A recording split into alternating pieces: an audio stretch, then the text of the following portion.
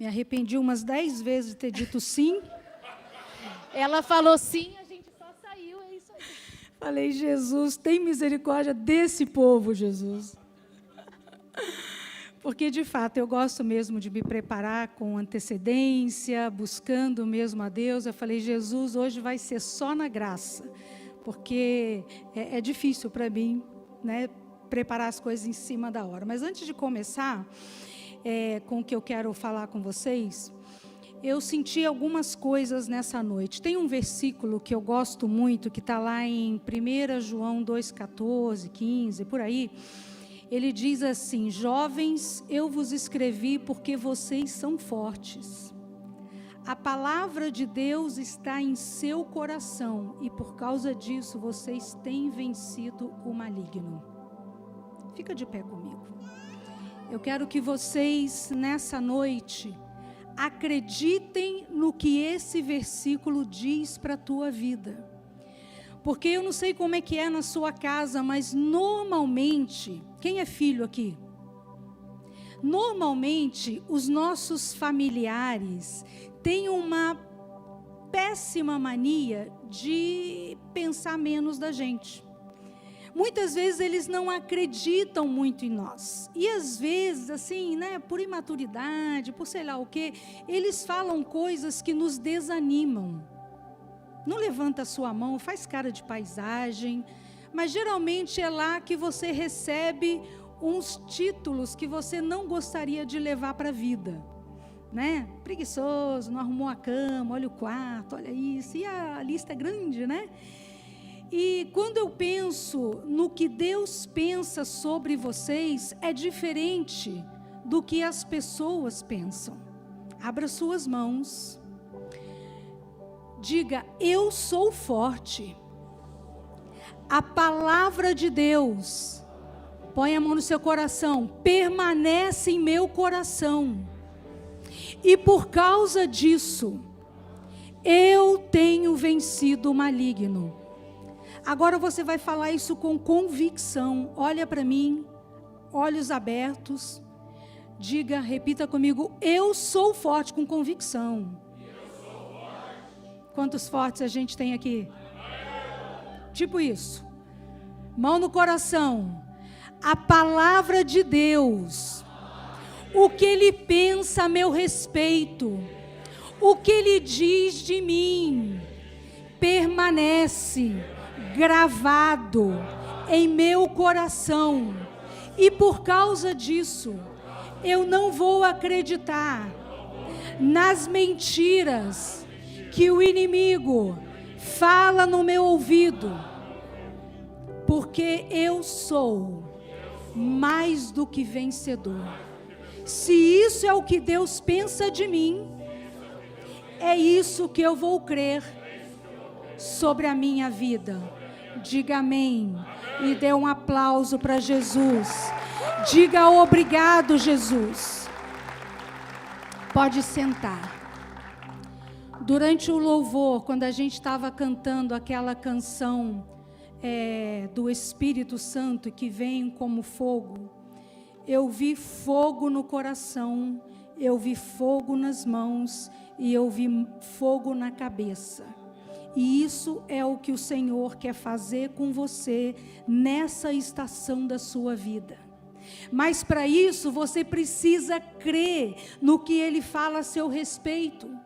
Para isso você precisa manter a palavra dele no teu coração, porque são palavras boas a teu respeito, e para isso você precisa ter postura de vencedor. Diga amém. Quero te contar uma coisa, nada disso estava no meu script, mas há uns dias atrás eu estava aqui num seminário de cura, e eu faço uma dinâmica no seminário que eu cuido para não expor as pessoas. E eu fiz uma pergunta extremamente séria, e eu entendi que eu precisava guardar a privacidade das pessoas. Eu pedi todos os intercessores que ficassem de costas para as pessoas, para os seminaristas, porque só eu deveria saber a resposta daquela pergunta. No final, eu acho que uma pessoa se sentiu mal, porque eu mandei ela para o paredão, e ela veio para mim e falou assim: pastora, e se alguém no meio da igreja se levantasse contra você para te atacar e te fazer mal, quem te protegeria? E eu entendi o coração do irmão que me amava, estava demonstrando o cuidado e amor dele por mim, e com muito carinho eu dei a seguinte resposta: todas essas pessoas aqui entregaram a vida para Jesus, então eu entendo que elas pertencem a Jesus. Ninguém dentro desse salão tem mais autoridade do que eu, porque eu estou num lugar de maior autoridade, porque Deus me colocou nesse lugar, não porque eu seja alguma coisa.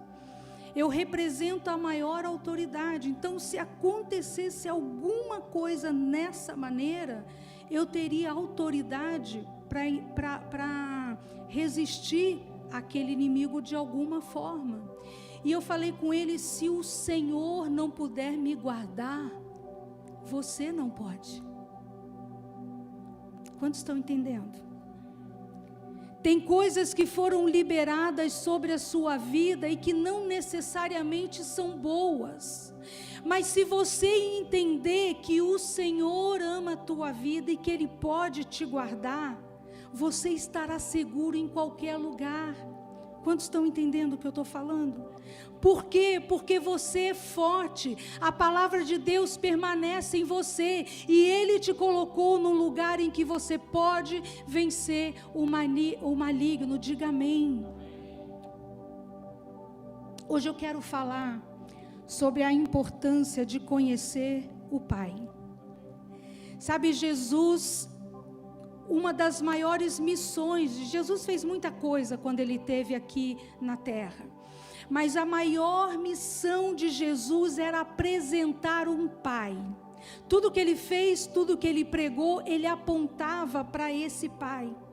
E é interessante, gente, quando a gente olha a Bíblia sobre a perspectiva de pai, pai biológico, pai, pai espiritual, enfim, na maioria das vezes, quando a Bíblia conta a história de alguém, ela vai colocar o nome dessa pessoa ao lado do nome do pai. Por exemplo, Abraão, filho de Terá; Davi, filho de Jessé. A maioria das vezes, esses nomes vão vir junto, o nome do pai e o nome do filho. Quantos aqui tem um pai? Diga o seu nome. Não ouvi. Filho de Deus. De novo, qual o seu nome? Filho de Deus. Certo? Esses nomes, eles vinham acompanhados com paternidade. Agora, olha que interessante o que está escrito lá em Lucas 3, quando fala da genealogia de Jesus. Lucas 3, 23, Jesus era conhecido como filho de José. José era filho de Eli. E aí esse texto vai falando vários nomes de pais e filhos nessa ascendência a partir de Jesus. E o texto termina assim: Enos era filho de Sete, Sete era filho de Adão, e Adão era filho de Deus. Diga de novo o seu nome. Filho de Deus. Sempre ao teu lado, ao lado do teu nome vai estar o nome do seu pai. Diga amém. Porque paternidade tem um valor muito alto para Deus. Por isso, na descrição dessa ascendência, Deus assume a paternidade do primeiro filho, porque Adão não teve um pai biológico, ele era filho direto de Deus, ele foi formado pelas próprias mãos de Deus. E é interessante que quando a gente continua lendo essa história aí da criação, no final de cada dia, o pai de Adão, ele tinha um compromisso, ele vinha no entardecer para passar um tempo de qualidade com os seus filhos, Adão e Eva. E a gente pode ver isso, inclusive, gente, como uma figura de paternidade, assim como um pai de família volta para casa no final do dia, né, no dia de trabalho, enfim. Deus parecia vir no final de cada dia de trabalho para estar ali num tempo de qualidade com os seus filhos. E interessante que a Bíblia nos conta, né, na Gênesis, né, de todas as coisas, que tudo que Deus fazia no final, ele dizia, era muito bom. E quando ele formou Adão e Eva, os seus primeiros filhos, ele ficou muito feliz, ele disse que o resultado era muito bom. E Deus gostou tanto de ser pai, ele gostou tanto de ter filhos, que ele decidiu ter os próximos filhos através da paternidade de Adão e Eva, e ele fez dessa maneira, né? E quando Deus transferiu de alguma forma isso para Adão, né, o papel dos pais seria ensinar os seus filhos a amar a Deus, a servir a Deus, a se relacionar com Ele como pai, né, o Pai dos céus. E o principal propósito disso, né, quando Deus dá esse papel a Adão, é que a paternidade de Deus sobre os filhos de Adão passaria pela paternidade do próprio Adão. E esse foi o modelo que chegou até nós. Então, da mesma forma, dessa mesma maneira, o desejo de Deus é que cada um de nós, vocês, eu, né, amasse a paternidade de Deus através da paternidade perfeita do nosso pai biológico. Diga, ai. Porque a maioria dos nossos pais não entendeu muito bem esse desejo de Deus, e tampouco eles carregavam uma paternidade perfeita. Na verdade, muitos pais de filhos que estão aqui, inclusive os meus pais, né, nos entregaram uma paternidade que falhou, que feriu. Eles até quiseram fazer o melhor, mas de alguma maneira eles nos feriram. E o duro é que continuam ferindo. Se eu perguntasse aqui nessa noite, quantos estão tristes, feridos, ofendidos com os pais, né, coisas que aconteceu essa semana, sei lá, eu acredito que muitos de vocês levantariam as mãos, né, e cada um teria uma queixa diferente. E eu quero dizer uma coisa que vocês já sabem: os pais sempre vão falhar em algo. Adão, como o primeiro pai, falhou com seus filhos ao ponto de um filho matar o outro. Os meus pais falharam comigo, e os seus provavelmente têm falhado com você. E o Senhor quer nos ajudar a corrigir isso, porque isso nos atrapalha em receber, em desfrutar da paternidade de Deus sobre a nossa vida, porque de alguma forma, gente, eu não sei o que acontece, nós temos a péssima mania de olhar para Deus e vê-lo, ou pelo menos fazer uma leitura emocional dele, como se ele fosse como nossos pais. Então, um filho que se sentiu rejeitado pelo seu pai biológico vai pensar que Deus tem filhos preferidos e você não é um deles. É isso que transita lá nas emoções de um filho que foi ferido. Quando a gente vai para a história de Abraão, Abraão também foi um filho de Deus, mas a gente vai conhecer aqui uma filiação diferente da que foi com Adão. No capítulo 12 de Gênesis, a gente encontra ali a história do chamado de Abraão. Mas é interessante que no finalzinho do 11, ali anterior ali ao 12, a gente vai ler sobre a descendência de Sem, né, lá de Noé, filho de Noé, até Abraão. E aqui a gente vai encontrar, né, nesse finalzinho do capítulo 11, a história de Terá, pai de Abraão e de sua família. Ou seja, é interessante que quando Deus chama Abraão para uma tarefa especial, Deus inclui a história do pai de Abraão. Ou seja, embora a atenção de Deus estivesse no chamado que ele tinha para Abraão, Deus vai contar a história da família de Abraão, a história de Terá, vai nomear a descendência, desde Sem até Abraão. Por quê? Porque paternidade, família, descendência tem um valor muito grande para Deus, e nesse momento você vai encontrar o nome de Abraão ao lado do nome do seu pai, Terá. Quem tem um pai aqui? Quem é filho de algum pai? Levanta a mão, pai biológico. Então diga o seu nome, diga o nome do seu pai. Filho de? Isso. O que eu quero deixar claro nessa introdução, nessa noite, é a importância do teu nome estar ao lado do nome do seu pai. Porque isso é importante para Deus. Deus ama a família. Aliás, Ele conhece a história completa da sua família. Nem todos aqui têm uma história bonita de família, mas todos têm uma família, todos têm uma história, e Deus conhece essa história. E no meio dessa história, que pode ser legal para uns, estranha para outros, conturbada para alguns, Deus identifica você, ao lado do nome do seu pai. Eu sei que... Não, eu ia dar exemplos, mas não vou dar. Eu ia falar, Tiago, filho de... Esqueci o nome do seu pai, aí estragou tudo. Enfim, então fale você. Qual o seu nome? Filho de quem? Então, coloque a mão no seu coração. Nessa noite eu sinto que Deus, embora ame os seus pais, embora Ele ame a sua família, nessa noite eu sinto que Deus quer colocar a atenção dEle sobre a sua vida como filho.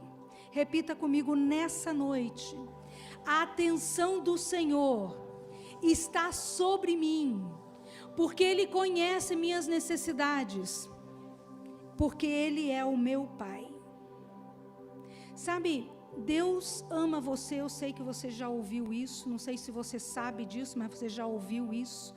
Deus ama você, Ele te conhece pelo nome. Sabe, uma vez eu estava numa reunião, numa igreja, e eu ouvi assim: Eliane, venha. Eu abri os olhos, não tinha ninguém chamando pelo meu nome. O Senhor estava me chamando audivelmente pelo meu nome, porque Ele tinha uma palavra profética para me entregar através de uma pessoa. E ali eu tive essa experiência de que Deus me chamava pelo meu nome. Quando Deus fala com você, através de Jesus, através do Espírito Santo, Ele identifica você pelo seu nome. Ele conhece a sua história, Ele conhece os seus gostos, Ele ouve todas as suas orações, os pedidos estão anotados. Deus sabe tudo sobre você. Dê um sorriso, isso é bom. Ele sabe até as coisas que você não gostaria que Ele soubesse, e mesmo assim Ele ama você. Sabe, gente, eu não sei como é a questão de vocês hoje com essa questão de paternidade, mas eu tenho entendido que essa é uma área que Deus está interessado em resolver na nossa vida, nessa estação da igreja, porque Deus deseja ter o lugar de pai na tua vida. Ele quer que você o veja como seu provedor, Ele quer que você o veja como aquele que cuida de você, como nesse caso que eu contei aqui. Se Ele não puder cuidar de mim, eu não posso, e ninguém pode. Então eu atribuo esse cuidado sobre a minha vida nessa paternidade que me cobre. E quando eu entendo isso, eu posso entrar em descanso em qualquer situação. E isso é o que Deus deseja para você nessa noite. Sabe, Adão não teve um pai pai biológico, Abraão teve um pai biológico, Terá, mas talvez você tenha aí um pai falho entre você e a paternidade de Deus. Eu quero te dizer uma coisa: eu e você temos mais do que um pai entre nós e o Pai dos céus. Você tem Jesus. Ele veio para cobrir esse lugar. Se a paternidade de Deus, de alguma maneira, ficou complicada no meio de campo aí, porque seus pais, de alguma maneira, atrapalhou esse meio de campo, Jesus se apresenta para ocupar esse lugar e fazer uma ligação direta entre você e o Pai, porque Jesus abriu esse caminho de acesso ao Pai, ao Pai dos céus. E o meu desejo nessa noite é que você saia daqui marcado com essa paternidade. Diga amém. Quero continuar caminhando com você nessa noite, falando dessa importância da paternidade. Eu quero entrar um pouquinho na história de Jó, porque talvez nessa questão de paternidade, você não se identifique muito com Adão, nem com Abraão, mas talvez você se identifique com a história de Jó. Se você quiser abrir, eu não vou ler muitos textos, mas Jó 1, versículo 1 diz assim: havia um homem chamado Jó que vivia na terra de Uz. Ele era íntegro e correto, temia a Deus e se mantinha afastado do mal. Interessante, gente, que eu comecei falando que muitas histórias na Bíblia você vai ver o nome do pai e do filho, Agora, quando a gente lê a história de Jó, nada é mencionado sobre a história desse filho. Talvez Jó tenha tido pais que não tinham um conhecimento de Deus, ou quem sabe Jó foi abandonado pelo pai, ou talvez ele foi um órfão, não sei, a Bíblia não fala sobre isso, mas me chama muito a atenção que não está escrito Jó, filho de... Tem uma lacuna aí. Aparentemente não. Se Jó, tem uns autores que sugerem que Jó é filho de alguém do Antigo Testamento. Eu não consegui achar isso. Mas eu fico pensando que se Jó fosse filho de alguém conhecido na Gênesis do Antigo Testamento, na Gênesis da criação, melhor dizendo, seria bem provável que o nome dele tivesse acompanhado com o nome do pai. Então, aparentemente, Jó não se tornou um homem de Deus porque ele aprendeu, por ter aprendido isso com seu pai. Provavelmente, em algum lugar da vida de Jó, ele teve um lugar que ele teve um encontro com Deus que mudou o seu destino. Quando a gente lê histórias de pessoas na Bíblia, de outros personagens que tiveram um encontro com Deus, é interessante como Deus se apresentava para essa pessoa. Então, quando Deus começa a história dele lá com Abraão, Deus se apresenta para ele. Quando Deus começa a história dele com Isaac, ele fala o Deus de Abraão, Deus do seu pai. Quando ele se apresenta para Jacó, ele vai falar o Deus de Abraão, de Isaac, de Jacó. Quando Deus fala lá com Moisés, ele fala eu sou o Deus do teu pai, o Deus de Abraão, o Deus de Isaac, de Jacó. Deus sempre se apresentava dessa maneira.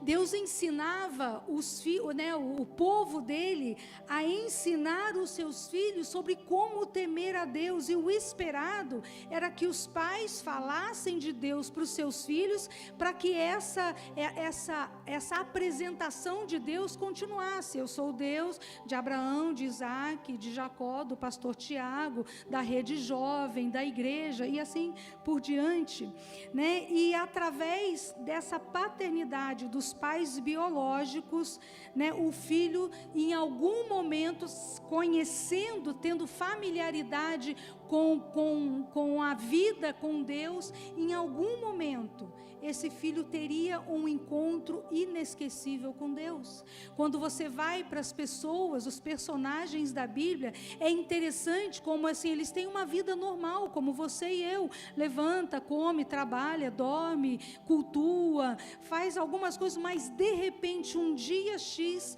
aquela pessoa tinha um encontro com Deus que marcaria a vida dela para sempre. Então esse sempre foi o desejo de Deus. Então assim como Deus teve encontros com Moisés, Abraão, Isaac, Jacó e tanta gente, em algum lugar ele deve ter tido, Jó deve ter tido um encontro com Deus que marcou a vida dele. Mas é interessante porque a gente não percebe na história de Jó, né, nenhuma ascendência temente a Deus, e a gente não encontra o nome do pai ao lado dele.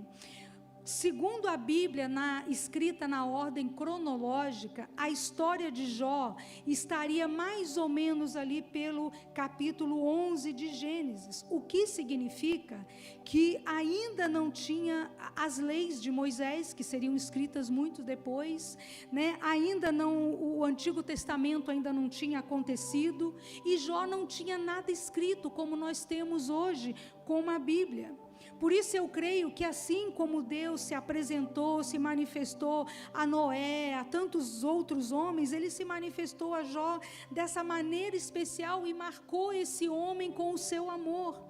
E é interessante que quando a gente presta atenção na vida do homem Jó, depois você lê lá o primeiro capítulo inteiro, você vai ver nesse capítulo que ele era um homem íntegro e reto.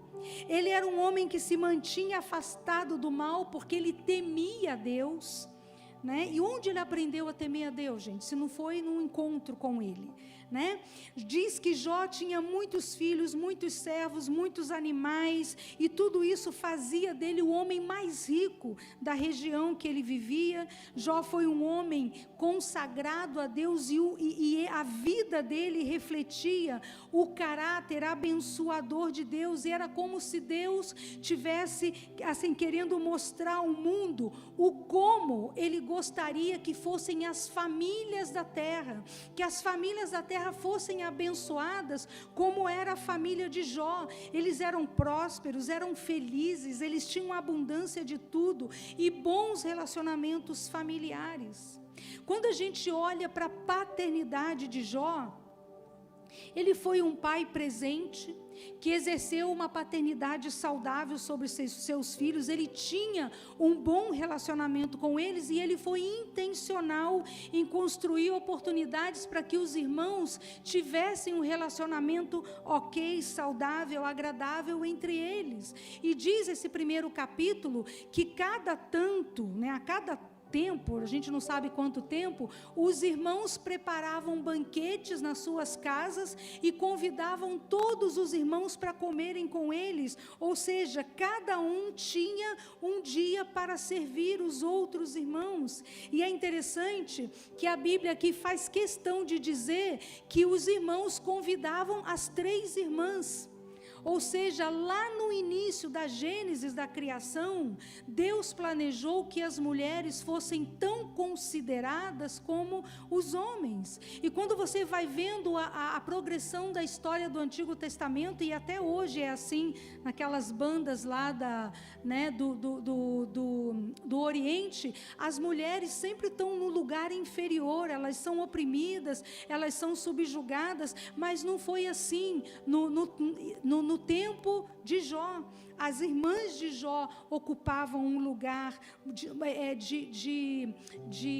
reconhecimento, elas eram incluídas nesses tempos ao redor da mesa, e Jó, ele tinha um zelo admirável pela vida espiritual dos seus filhos. Ele era constantemente um intercessor, e a cada tanto, quando tinha as festas, diz a Bíblia que Jó, ele fazia lá um tempo de holocausto, posto para corrigir algum excesso, algum pecado, alguma coisa que os filhos pudessem ter feito naqueles dias de festa, que pudessem afastá-los do Senhor de alguma maneira. E é tão interessante quando a gente vê a vida de Jó e a família de Jó, eles tinham uma nobreza, eles tinham um valor tão grande como família nos seus relacionamentos, que o resultado familiar da família de Jó e do próprio Jó chamou a atenção do mundo espiritual. E aqui eu quero chamar a sua atenção um pouquinho mais. Sabe, é importante que você saiba que o inimigo te odeia, e ele odeia a sua família. Mas eu quero te dizer que assim como foi com a família de Jó, as suas histórias, a sua história, a história da sua família, elas são conhecidas nos céus. Diga amém. Isso é uma coisa boa. Mas ela também é conhecida pelo inimigo. Então, o inimigo se aproveita das histórias difíceis da sua família para encontrar uma maneira de continuar um plano de destruição da sua família. Mas Deus também conhece a sua família e Ele ama a sua família.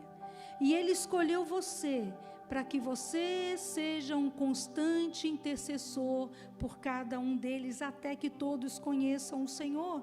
Olha que interessante, Jó, no capítulo 1, versículo 8. Então o Senhor perguntou a Satanás: você reparou meu servo Jó? Na terra não tem ninguém como ele é um homem íntegro, correto, teme a Deus e se mantém afastado do mal. E Satanás respondeu: é verdade, mas veja bem, Jó tem bons motivos para te temer. Você colocou um muro de proteção ao redor dele, sua família, também da sua família e de todos os bens, e você abençoou ele com tudo que ele faz. Você já percebeu como Jó é rico? Ele tem mais do que motivos para te servir. Então, a família de Jó era conhecida no mundo espiritual por Deus e também por Satanás, da mesma maneira que a sua e a minha. Sabe, quando eu tinha 20 anos, meus pais estavam desviados e a gente passou um tempo muito difícil na nossa família. Gente, foi muito tenso. Eu estava recém-convertido, eu estava começando a conhecer o Senhor e aconteciam coisas sinistras na minha casa. Eu lembro uma vez que eu tomei banho, passei pela cozinha, porque eu precisava passar pela cozinha para ir para o meu quarto. Quando eu cheguei no meu quarto, algumas xícaras, da cozinha simplesmente explodiram. Gente, eu estava sozinha em casa, pensa que terror. Entrei no meu quarto, falei, meu Deus, coisa esquisita. Naquela época, no banheiro da minha casa tinha cortina. E eu lembro que eu saí do banho, abri a cortina, saí, fechei a cortina e fui para o meu quarto. No meio do caminho estouraram as xícaras. Quando eu chego no meu quarto, eu escuto a cortina abrindo. Eu falei, ô louco.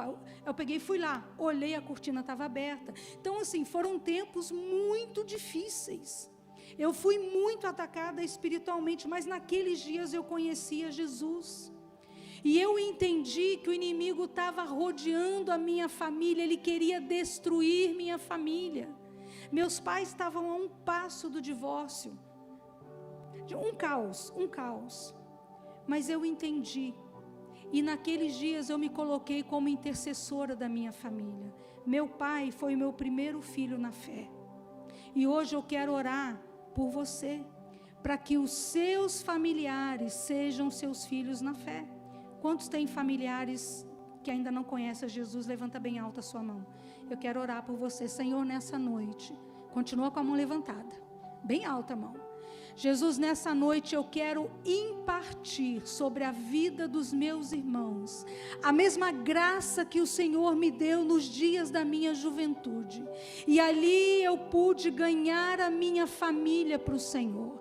Pai, eu te peço em nome de Jesus, graça, sabedoria, unção, para que essas mãos levantadas, daqui a um tempo, levantem as mãos de gratidão, porque de maneira que eles possam dizer: eu e a minha casa servimos ao Senhor. Diga amém.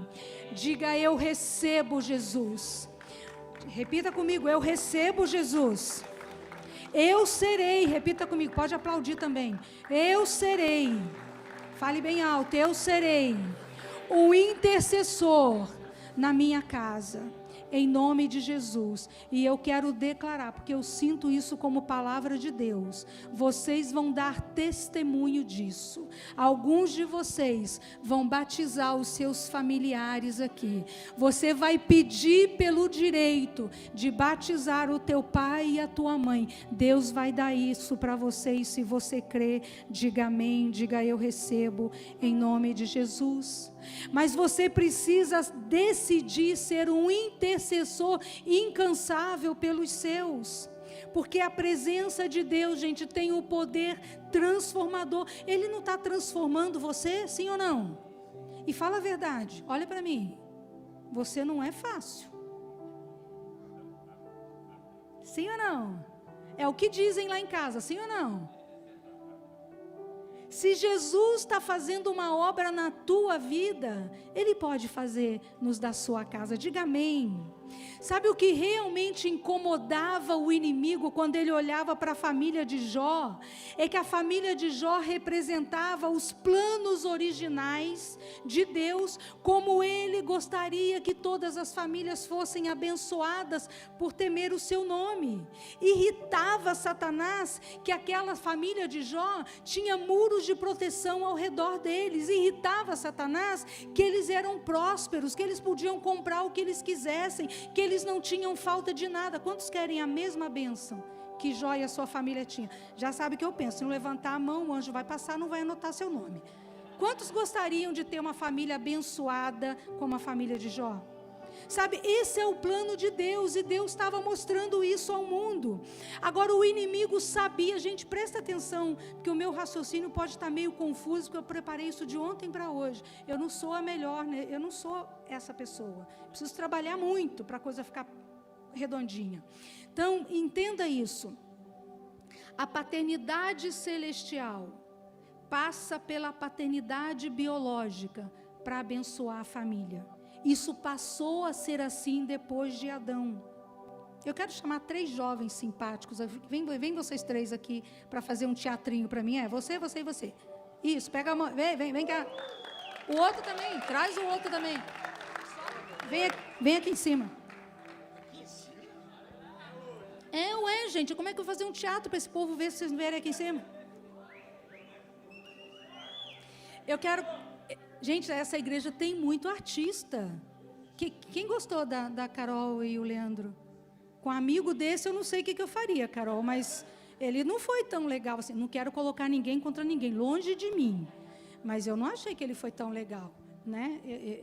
Então, gente, aqui a gente tem 3 pessoas. Esse grandão aqui vai ser Deus, combina com Deus, né? Aleluia! Esse aqui vai ficar no meio, vai ser o pai, e esse aqui vai ser o filho. Tá? Vocês se comportem aí por enquanto, né? Então, assim, eu quero falar para vocês sobre o maior medo do inimigo, e eu quero falar sobre o maior desejo de Deus. O maior desejo de Deus, o Pai, é ter muitos filhos parecidos com Jesus. Quantos aqui estão a cada dia que passa mais parecidinho com Jesus? Levanta essa mão. Eu percebo que alguns aqui estão longe de ser parecido com Jesus, mas um passo de cada vez, tá? Então esse é o desejo de Deus, ter muitos filhos parecidos com Jesus. O maior desejo de Deus é que você conheça a paternidade dele sobre a sua vida. Gente, vocês não conseguem entender isso totalmente porque vocês não são pais. Um dia vocês vão ser. Se ali a Emily falar para o pai dela: pai, compra um pirulito para mim, o que você acha que o Tiago vai falar? Não, minha filha, isso dá cárie. De jeito nenhum. Quer uma cenoura? Você acha que é isso? O que o pai vai fazer? Vai comprar um pirulito.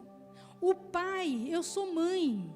Gente, minhas filhas, elas levam a minha roupa e me deixam pelada. Porque eu dou tudo para elas, eu deixo de comprar para mim para comprar para elas. Porque pai é assim. Pai e mãe tem uma maçã em casa, você vai comer a maçã, o filho fala, eu queria, a mãe naquele momento perde o desejo de comer a maçã e entrega. Então vocês só vão entender isso quando vocês forem pais. Então o que eu quero dizer com isso é que o dia que você entender a paternidade de Deus, você vai parar de perder tempo pedindo coisas no lugar errado, você vai pedir para Ele. E Ele vai te atender. Gente, até que hora eu vou? Vou? Tá? Eu já estou terminando, não falta muito não. Mas enfim, até meia-noite, antes da meia-noite a gente sai daqui. Então, eu lembro uma vez, deixa eu te contar isso, porque, olha só, não vai sair daqui pedindo um carro para Deus, tá? Porque eu vou te contar uma história, não seja ingênuo nem irresponsável. Eu e o Luiz tínhamos 2 carros, fomos para o Uruguai, com o dinheiro dos 2 a gente comprou um. Tá? Lá a gente não precisava de 2 e a gente comprou um carro melhor. Quando nós chegamos lá, a realidade do mercado era totalmente diferente daqui, e para os uruguaios naquela época, eu e o Luiz éramos ricos, porque a gente está vindo de outro país para morar num país rico, para morar num país pobre, enfim. E aí nós começamos a procurar um carro para comprar, e Luiz tem uma coisa na cabeça dele que eu não concordo, não está gravando não, né? Que eu não concordo, ele não compra carro zero, porque carro zero, quando sai da loja, perde 20% do valor, coisa de homem. Eu já quero zero, porque eu gosto de tudo novinho, mas ele nunca comprou. Enfim, sempre foi carro usado e está ok. Quando a gente chegou no Uruguai, a gente não conseguia achar um carro como ele queria. Eu falei, amor, vamos comprar um zero, a gente tem dinheiro para isso, a gente vendeu os 2, dá para comprar um, de jeito nenhum, aquele jeitão do Luiz, né, vocês conhecem. Então, eu falei, quer saber, vou orar. Falei, Jesus, é o seguinte, a gente está nesse lugar, quando o carro estragar e a gente cair na mão de um mecânico que não conhece a gente, só pelo sotaque, o preço do serviço vai ser o dobro, porque eles acham que a gente é rico. Né? Então eu falei, Jesus, só dessa vez dá um carro zero para a gente. Aí, gente, Luiz procurou o carro de tudo quanto é lugar, não conseguia. Conclusão, um dia ele chegou e falou, Eliane, eu não estou conseguindo achar um carro para comprar. Você está orando por um zero? Eu fiz aquela cara, falei, estou. Por isso, a gente não tem concordância. Né? Eu falei, pois é, eu queria muito um zero. Conclusão, encurtando a história, a gente comprou um carro zero. Na semana, eu estou dormindo 4 horas da manhã, é o horário que sempre Deus me acorda, 4 horas da manhã eu acordo, pum, com uma presença no meu quarto, que eu comecei a chorar, e eu me emociono só de pensar, e de lembrar, e aí, gente, eu ouvi, ele falou comigo, você gostou do carro? Eu comprei para você. E histórias assim, eu tenho um monte para te contar. Porque eu entendo quem é o meu pai, eu entendo quem é o meu provedor, eu entendo quem está sobre mim. Então, o dia que você entender isso, a sua vida vai mudar, porque você tem um pai. Diga, eu tenho um pai. Então, o maior desejo de Deus é que você tenha um entendimento, a revelação do que significa essa paternidade. E sabe qual é o maior medo do inimigo? É que você encontre esse pai. É que você tenha a revelação dessa paternidade. Então, ele sempre vai trabalhar para roubar você do pai. Sabe... Continua aí, não esqueci de vocês não. Talvez, entre você e a paternidade de Deus, não haja um pai. Ou haja um pai que tem falhado muito. E eu quero que você entenda algo. Esse pai que está falhando, não pode te impedir de chegar ao coração do Pai, porque Jesus se colocou nesse caminho. Então, como é que é a história? A gente tem aqui Deus, e vamos sair daqui por enquanto. E a gente E a gente tem aqui Adão. Quando Deus, olha para Adão, quando Deus decidiu formar o Adão, a relação deles era direta, não tinha intermediário. Era pai e filho, muito próximo. Mas infelizmente Adão pisou na bola, comeu da maçã, deu tudo errado, né? Exatamente. E aí Deus falou o seguinte, na verdade você devia ser o Adão, vai dar ruim agora aqui, mas não tem problema. E daí Deus falou o seguinte, Adão, é o seguinte, agora a gente vai fazer, a história vai mudar. Agora eu vou ter filhos através de você, vem para cá.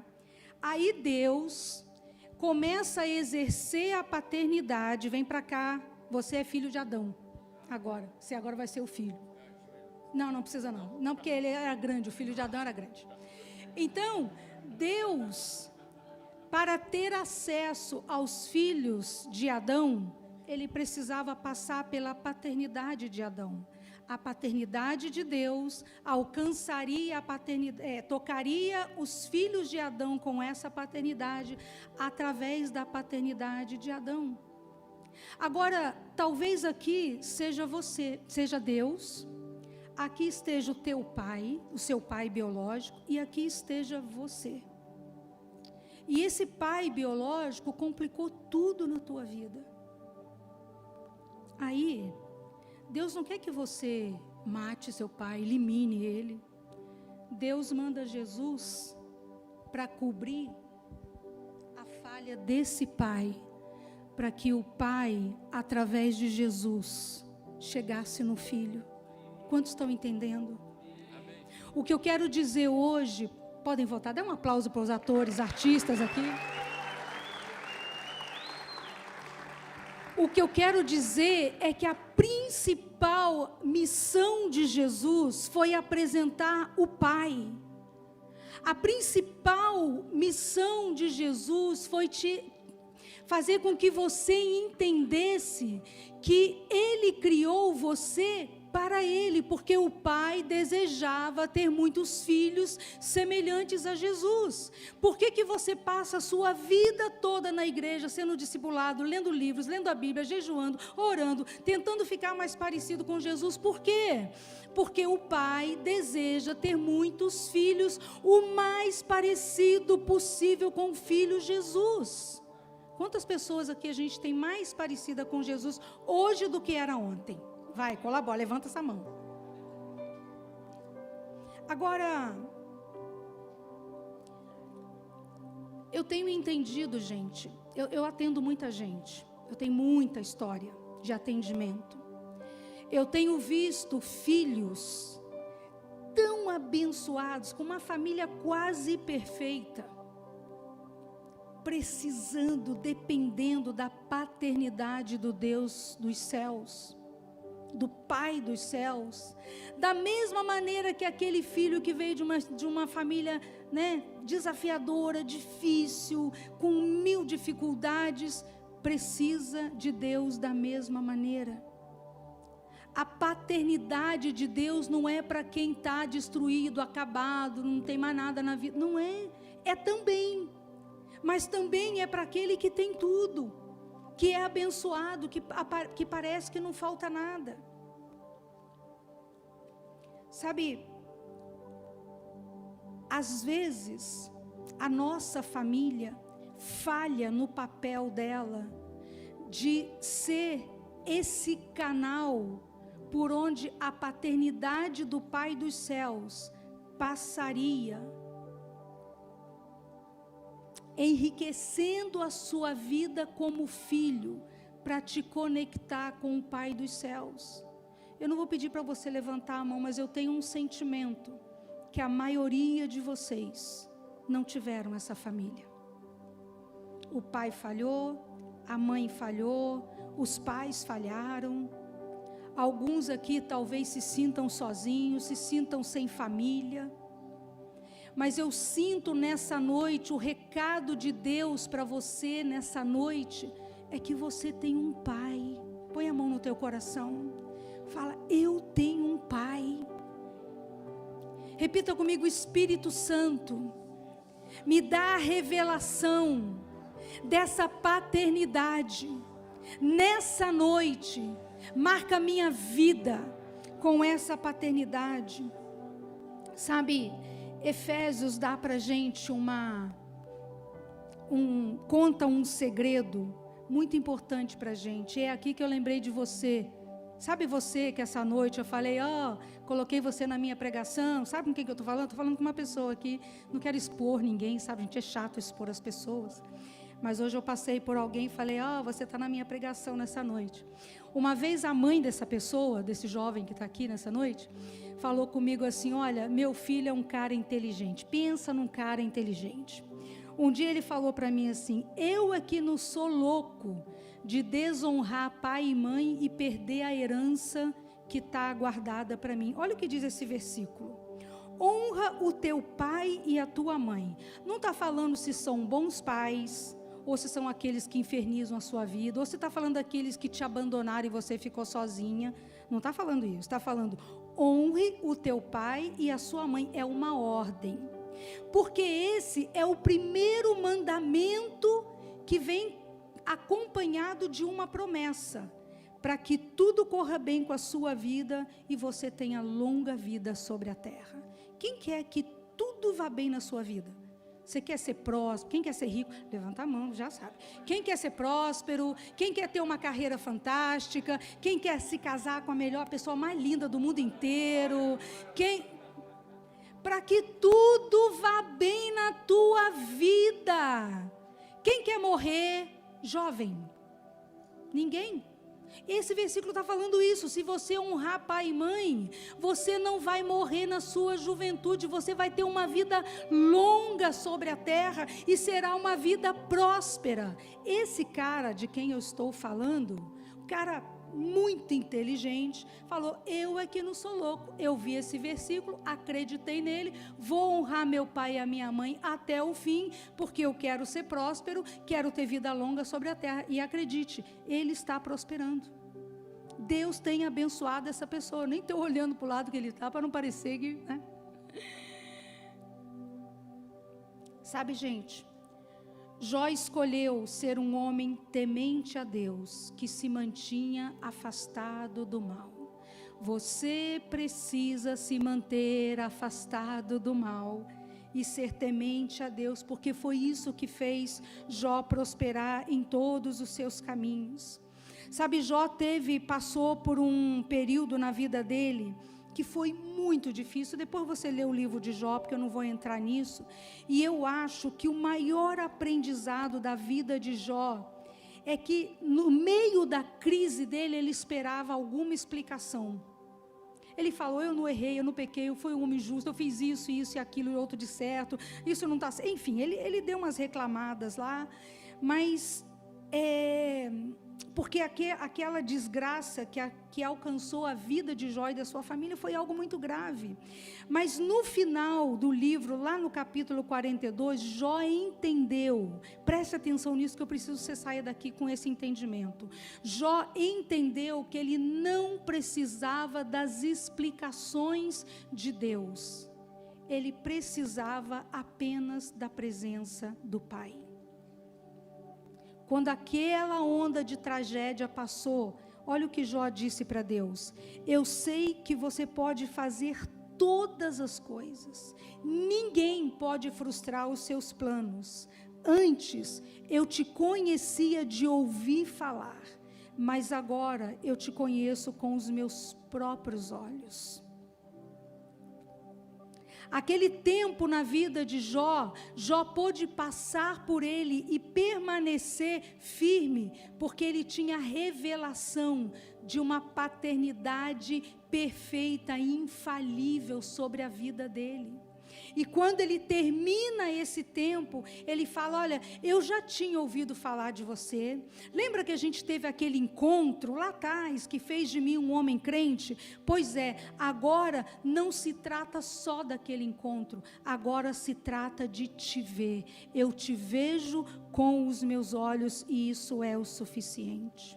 Eu sinto nessa noite, profeticamente sobre a sua vida, que Deus quer abrir uma nova estação sobre você, com relação a discernir, a perceber, a ter revelação e entendimento dessa paternidade, dessa presença do Pai ao seu lado.